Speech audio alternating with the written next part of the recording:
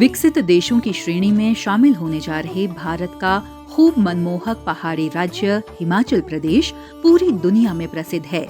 कृषि, बागवानी, पशुपालन यहाँ लोगों के मुख्य व्यवसाय हैं।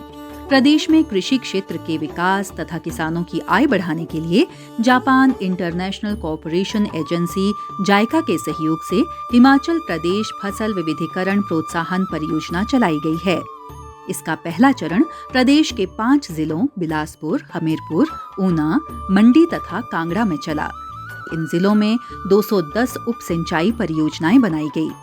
फसल विविधीकरण प्रोत्साहन परियोजना जायका फेज 2 में अब प्रदेश के सभी 12 जिलों को शामिल कर लिया गया है। फेज 2 में 1010.60 करोड़ रुपए खर्च किए जाएंगे, जिसमें जायका द्वारा पोषित ऋण 807.30 करोड़ तथा राज्य सरकार 203.30 करोड़ रुपयों का खर्च वहन करेगी।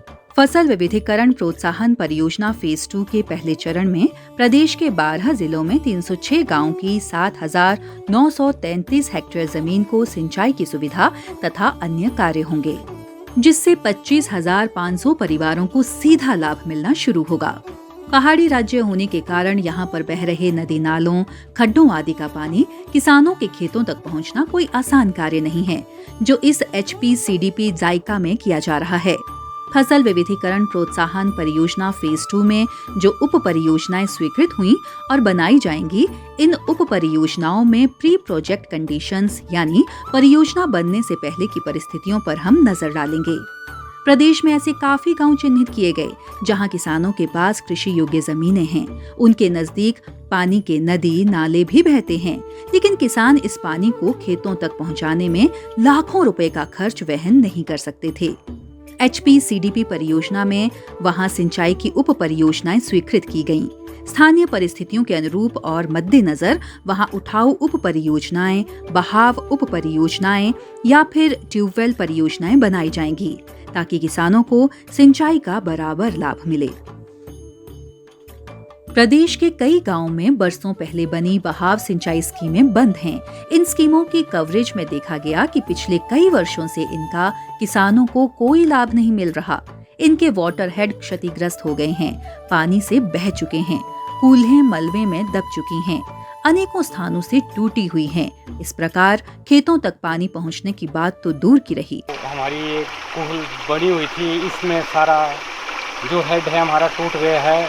इसमें पत्थर काफ़ी पड़े हुए हैं। इसमें जो पानी है वो डायरेक्ट खड्ड की तरफ हो गया है। जो हमारा कुल लगभग 5.5 किलोमीटर की लंबाई की है और जगह जगह पर इस प्रकार की लैंडस्लाइड से क्षतिग्रस्त हो गई है। हमारे यहाँ पानी की बहुत दिक्कत है, जो कि कूल से पानी आता था, तो हमें आज की डेट में मतलब कूल वगैरह टूट गई हैं, पानी नहीं मिल रहा है। हिमाचल प्रदेश फसल विविधीकरण प्रोत्साहन परियोजना फेज 2 में ऐसी बहुत सी परियोजनाओं को पुनर्निर्माण या जीर्णोद्धार सही तरीके से किया जाएगा, ताकि वर्षों से सिंचाई के पानी को तरस रहे किसानों को पर्याप्त मात्रा में सिंचाई का पानी मिले। इन स्वीकृत हुई उप परियोजनाओं में किसानों को नई लाइफलाइन मिलना संभव होगा।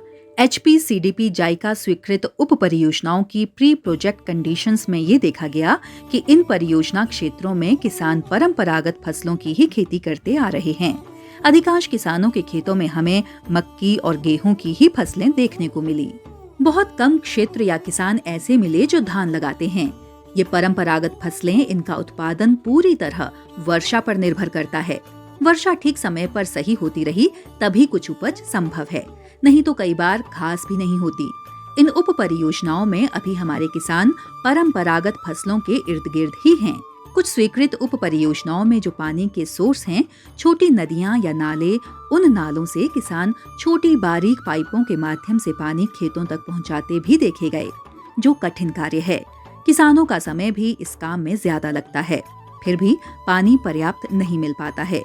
थोड़े बहुत और कम पानी से कहाँ खेतों तथा फसलों की सिंचाई संभव होती है। ये पाइप हमने बहुत दूर से जोड़ रखा है, तो हम इसको जोड़ जोड़ के करते हैं। मतलब थोड़ा थोड़ा पानी आता है। अगर पानी थोड़ा ज़्यादा आता है तो हमारी फसल भी थोड़ी ठीक हो जाती है। कृषि विभाग या मनरेगा आदि से कुछ उप परियोजनाओं में टैंक बने दिखे।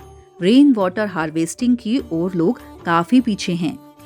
छोटी छोटी क्यारियों में लोग पानी बाल्टियों से देते हुए अपनी साग सब्जियों को उगाते हैं, सिंचित करते हैं। कुछ उप परियोजनाओं में किसानों ने नकदी फसलों के उत्पादन को लेकर प्रयास किए, लेकिन पानी की कमी से सफलता हाथ नहीं लगी। हमारा सारा जो खेती बाड़ी है वो बारिश पे डिपेंड है।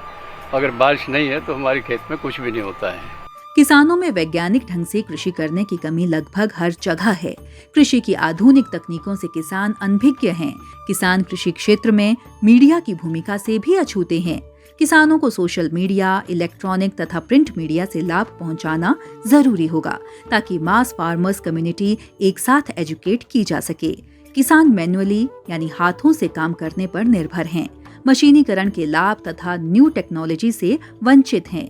किसानों में अपनी आय को बढ़ाने के अन्य कार्य जो अपने गांव में आसानी से किए जा सकते हैं, उनके बारे में रुझान नहीं है, तकनीक नहीं है।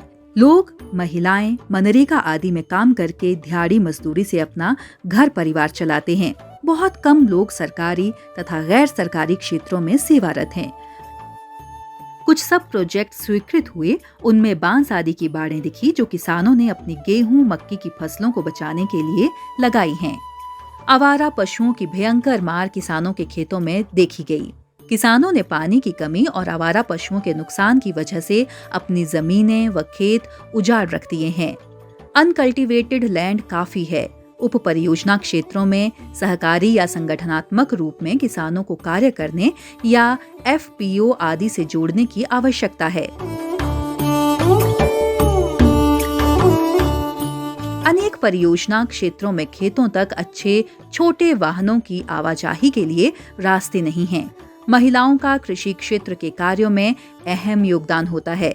अधिकांश परियोजना क्षेत्रों में महिला सशक्तिकरण के लिए स्वयं सहायता समूह नहीं हैं। जहां कहीं हैं भी, वे निष्क्रिय हैं। कोई स्थानीय आर्थिक गतिविधि नहीं देखी गई। हाँ, कुछ महिलाएं सिलाई या बैग आदि बनाने का कार्य करती हुई मिली। वैल्यू एडिशन या पोस्ट प्रोडक्शन की एक्टिविटीज न के बराबर हैं। हाँ जी, महिला मंडल ग्रुप है हमारे गांव में, परंतु उतनी उसकी बढ़ोतरी नहीं है। वुमेन एम्पावरमेंट के बारे में कि यहाँ औरतों के लिए कोई भी ऐसे रोज़गार नहीं है। जैसे अगर हमारा एग्रीकल्चर के थ्रू पानी लग जाएगा तो जैसे हमारी गेहूँ होती है तो उससे हम कुछ और नहीं, जैसे गेहूँ की उत्पाद ज़्यादा होगी तो शीरा बना लेंगे, सूजी का कर लेंगे। जैसे हमारा लहसुन होगा, लार्ज स्केल पर होगा उत्पादन उसका, तो हम उससे भी कोई इनकम सोर्सेज कर लेंगी। कोई मशरूम की खेती कुछ कर लेंगी औरतें। तो इसलिए औरतों के पास भी ऐसा कोई सोर्सेस नहीं है इनकम करने का। दुधारू पशुपालन में महिलाओं की पारिवारिक भागीदारी है, लेकिन ये अपने परिवार तक ही सीमित है। महिलाओं से पूछे जाने पर उनमें कुछ करने का जज्बा जरूर है। वे अपनी आय या आय के साधनों को बढ़ाना चाहती हैं।